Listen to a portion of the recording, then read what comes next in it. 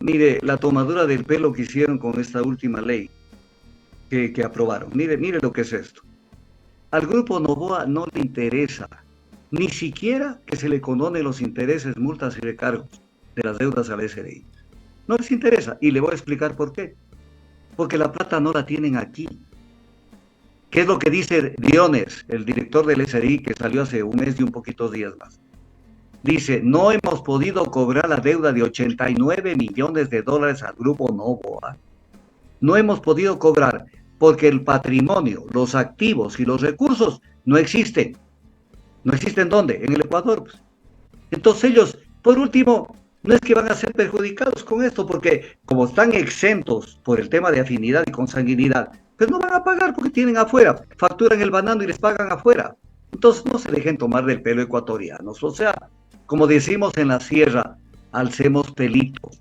En la moneda de dos caras van a eliminar, y están en ese plan de la EMCO. La EMCO era un embudo para que por ahí pase el tráfico de influencias y quitarle decisiones autónomas a las empresas públicas para que pasen a través de la EMCO y de esa manera controlar el tema. Ya, es positivo del gobierno de Novoa. Y negativo, que se vuelve a armar una secretaría junto a la presidencia para desde esa secretaría, que es la oficina de al lado de Novoa, manejar las alianzas público-privadas, que es donde está el billete Así es. de lo que quieren contratar o prorrogar. Entonces no nos tomen del pelo porque no somos pendejos. No intenten tomarnos del pelo. Entonces es lo que está pasando en el Ecuador. Como son vivos, como son vivísimos, para eso, premio Nobel a la Zapada. Entonces crearon desde hace algún tiempo la ley de alianzas público-privadas, que ahora le volvieron a dar un empujón. ¿Quién las creó? Entonces, ¿Quién las creó? de contratación. ¿Quién las creó, doctor Tandazo? ¿Cómo? Las creó Correa. Entonces podemos Correa llegar a la conclusión de que Correa es un neoliberal. tiene algunas cosas que lo pueden calificar en ciertas políticas de neoliberal.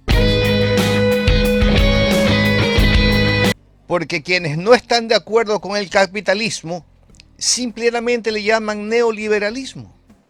Pero eso de la condonación de deudas, la remisión de deudas como práctica común, eso no está bien.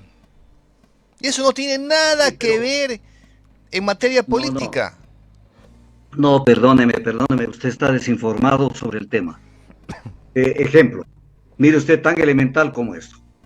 Ley Orgánica del Sistema Nacional de Contratación Pública. Norma la contratación del Estado con los entes privados o con los entes públicos, cómo se tiene que manejar.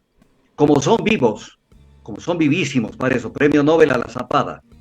Entonces crearon desde hace algún tiempo la ley de alianzas público-privadas, que ahora le volvieron a dar un empujón. ¿Quién las creó? Entonces, ¿Quién las creó? De contratación. ¿Quién las creó, doctor Tandazo? ¿Cómo? Las creó Correa. Entonces podemos Correa llegar a la conclusión de que Correa es un neoliberal.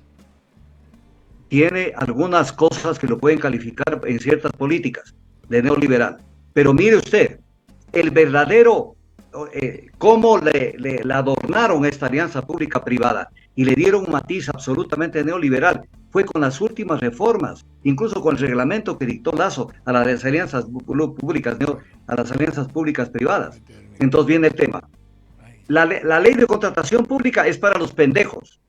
La ley de alianzas público-privadas es para normar la contratación con empresas transnacionales en el tema de producción de servicios públicos.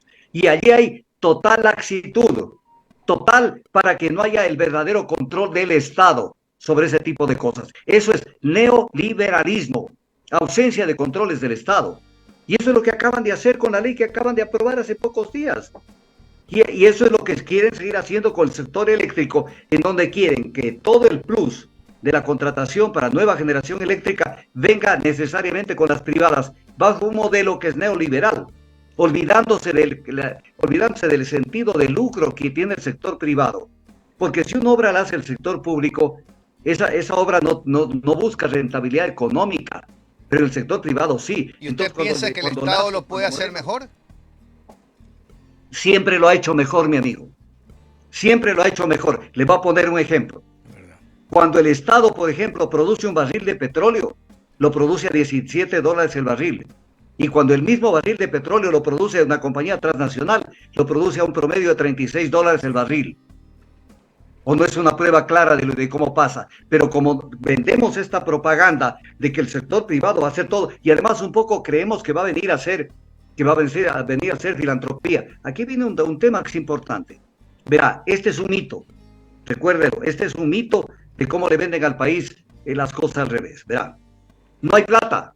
Entonces, primer preconcepto, no hay plata. Y como no hay plata, entrego al sector privado. Pero ¿qué pasa? Que el sector privado, vamos a poner el ejemplo del sector eléctrico, genera energía eléctrica a través de proyectos. ¿Qué hace con la energía eléctrica? La vende al Estado, la vende. Y entonces viene el tema. ¿Quién tiene que pagarle por la energía eléctrica? ¿Quién tiene que pagarle? El Estado. Entonces, si hay plata para pagarle la energía eléctrica al privado, pero no hay plata para poder armar un proyecto que el Estado siga, como dice la Constitución, generando la energía que necesita el Ecuador en lo que es provisión de servicios públicos de energía. Entonces le meten este cuentazo y la gente se confunde, pues. Se confunde, dejan nomás que hagan, pero ya van a ver a qué costo viene, pues. Ya van a ver a qué costo viene la energía eléctrica y el retroceso que ha sido todo eso es neoliberalismo puro. El Estado está ahí para regular las relaciones sociales y económicas. Para eso existe la institución jurídico-política que se llama Estado, pero le van recortando todo lo que pueden para que este no exista, o para que no regule nada, o para que deje hacer y deje pasar. Y eso es lo que venimos viendo. Entonces, cuando uno ve esto, uno dice, ¿dónde está el futuro del Ecuador? Y volvemos con la misma cantaleta. Usted dijo una cosa que no es correcta. Dijo que el tema de la consulta y en materia de extradición fue porque había un desgaste del gobierno. Eso no es así, eso se debatió al extremo y los medios tradicionales llevaron a Raimundo y todo el mundo a los medios para que apoyen la tesis de la extradición, deformando las cosas pero para que apoyen. Y la gente no se tragó el cuento. ¿Quién se puede tragar el cuento de que los jueces del exterior son los que tienen que juzgar conductas delictuales que se producen en otro país? Es que eso no tiene sentido. El principio se llama territorialidad de la ley penal. Y esto no se lo podía tirar al cesto de la basura como lo hicieron. ¿Estuvo usted de acuerdo con la base aérea estadounidense en Manta, sí o no? Con la base aérea de Manta, no, señor. El Ecuador no tiene por qué tener bases militares. Pero, ojo, pero el Estado tenía y tiene hasta el día de hoy, 29 de diciembre de 2023, que responder por el control de la soberanía del Ecuador. Mire, es otro razonamiento de fondo. ¿Por qué existe droga en el Ecuador? Droga que va a ser comercializada. ¿Por qué esa ingresa por Colombia o el Perú? Fundamentalmente por Colombia. Entonces, si no existiera 1 kilo de cocaína en el Ecuador, no habría narcotráfico ni habrían bandas dedicadas al narcotráfico. El problema es que no se controla las fronteras y la gente mira para cualquier lado. Tienen a las Fuerzas Armadas, ya va a venir una pregunta pero también. Usted acaba de decir que el Estado es suficiente y es muy efectivo, y entonces, ¿por qué ha fallado el Estado? Ha fallado el Estado porque no tiene claro los roles de las instituciones.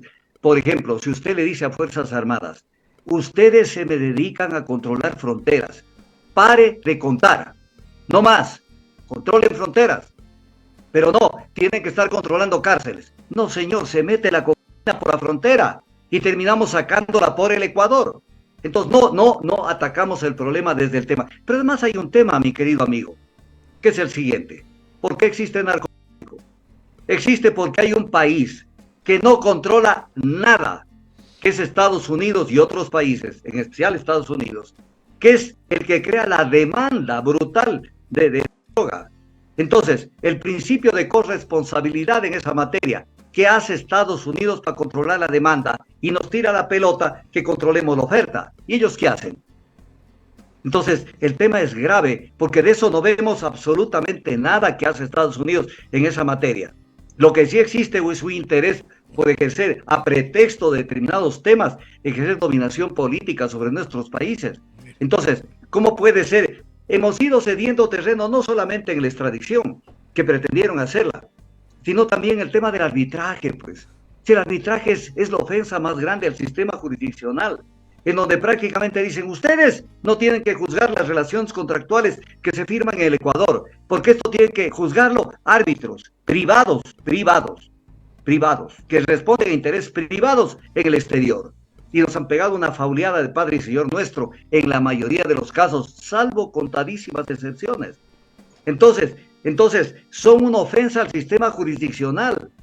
Son una ofensa porque es una merma de la competencia del Estado.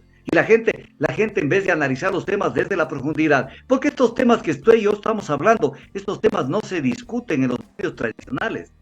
Ahí usted puede darse cuenta qué es lo que se viene en materia de política nacional, política económica, cualquier tema. Cuando usted ve que Coavisa, que Teleamazonas comienza a hablar de un tema, es nada más, ya se está preparando una reforma legal, un intento de cambio de la Constitución, una consulta popular. O sea, la manipulación mediática de la gente. La manipulación mediática de la gente y haciéndole creer que la verdad es otra. Pero volviendo al tema de primera mano que lo trató. Caso Metástasis. Fíjese usted este tema que es grave.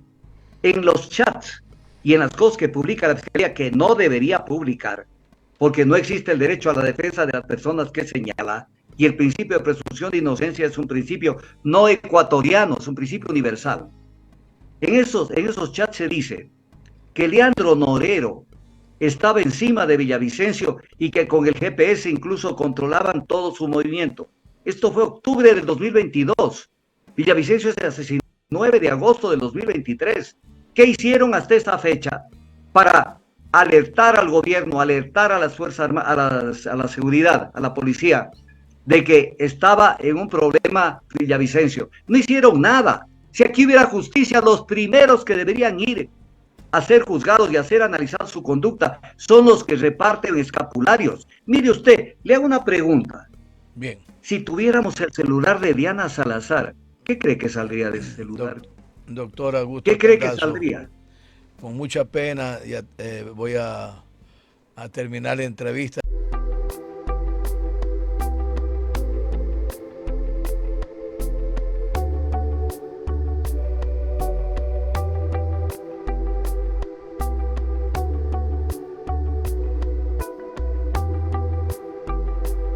Ojalá que aparecieras antes de